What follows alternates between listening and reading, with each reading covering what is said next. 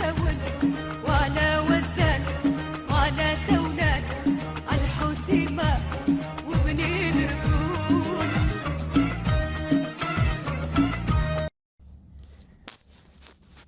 ملعب طنجة الدولي أصبح جاهزا لاستضافة الموندياليتو الذي ستحتضنه المملكة المغربية. مرحبا بكم في هذا الفيديو الجديد على قناتكم قناة الرائد.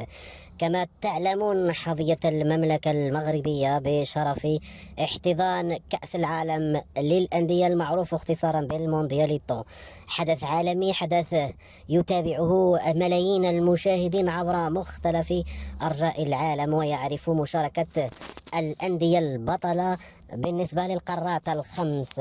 5 قارات ستمثل بنوادي عريقة ونوادي لها اسمها ووزنها على الصعيد الدولي. من هذه النوادي من سيكون ملعب طنجة مسرحا لمبارياتها الحاسمة، فيما سيكون في الطرف الآخر ملعب الأمير مولاي عبد الله بالرباط مسرحا لمباريات المجموعات الأخرى.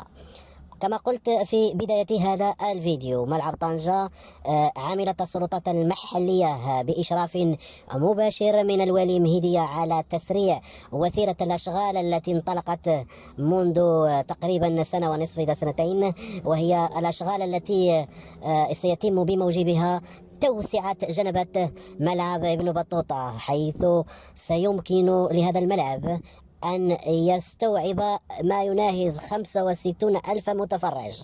65 ألف متفرج رقم كبير جدا في مدينة كبيرة جدا هي مدينة طنجة، أو طنجة الكبرى كما يحلو للطنجاويين تسميتها.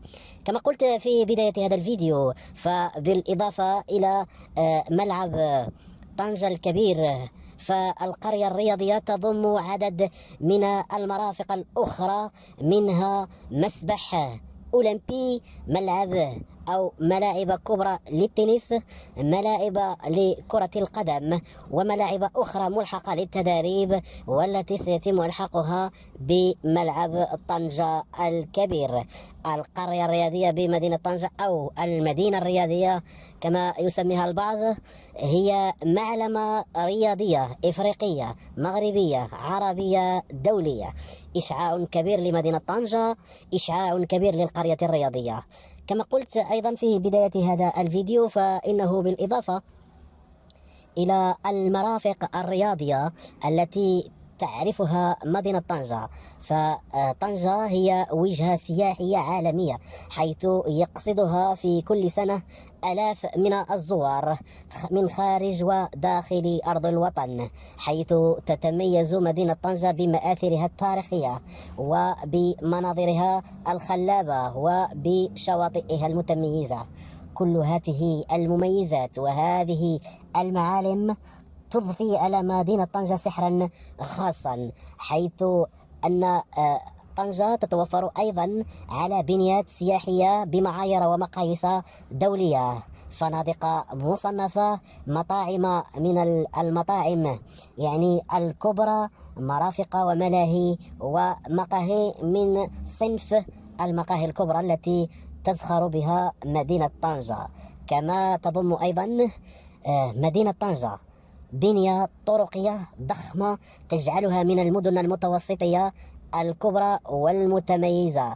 وما يجعل الموندياليتو مشوقا هو الربط السككي بين الرباط وطنجة عبر القطار الفائق سرعة البراق، حيث لا تتعدى المدة الزمنية الفاصلة بين طنجة والرباط 1:15 دقيقة، حيث سيمكن للجماهير التنقل بسلاسة وفي مدة زمنية يعني متقاربة بسيطة. فهذا الأمر سيسهل على الجماهير التي ستزور طنجة من الاسترخاء والاستمتاع بمدينتين جميلتين، مدينة طنجة ومدينة الرباط.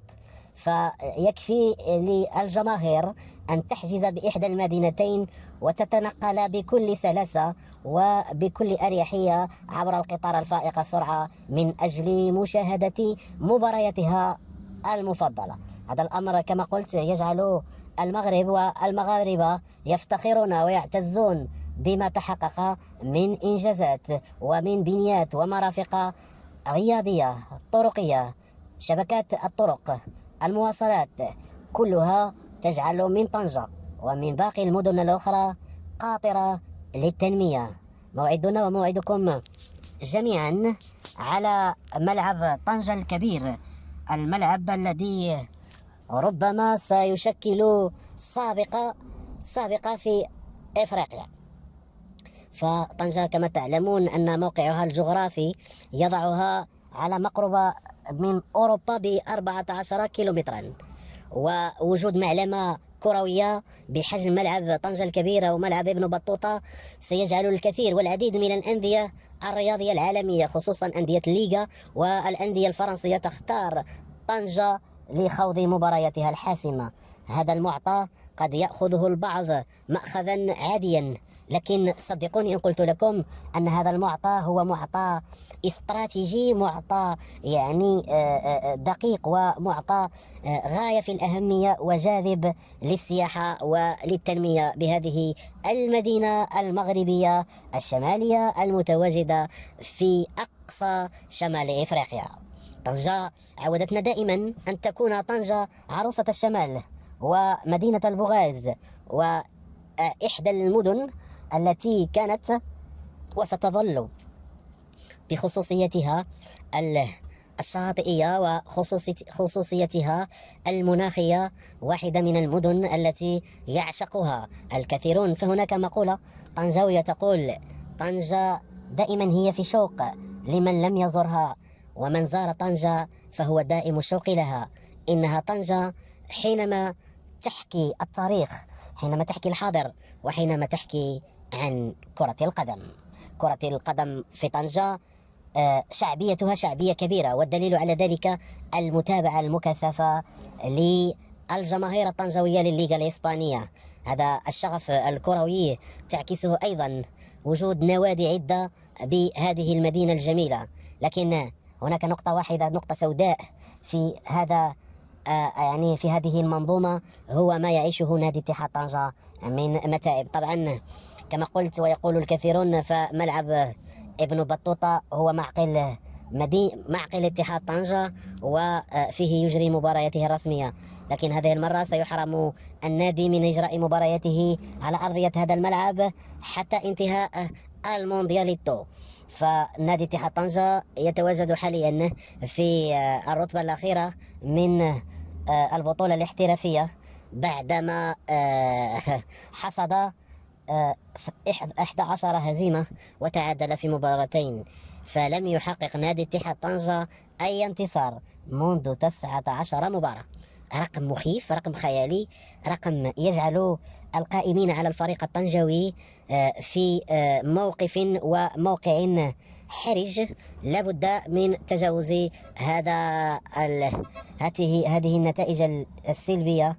وسيكون لاتحاد طنجة هذا المساء موعد مع إحدى مبارياته الحاسمة، حيث سيكون مرغما على استقبال نادي اتحاد توارقة بملعب ثانية ترمل بتطوان، وعينه على تحقيق 3 نقاط رغم الهزات ورغم الرجات التي يعرفها الفريق بعدما تخلى عنه أغلب المسؤولين، وتخلى عنه خصوصا المنتخبون، وبقيت السلطة الوحيدة هي الوالي الذي يعمل جاهدا على استعادة الفريق لتوهجه ولبرقه، حيث سبق له أن حصد لقب البطولة.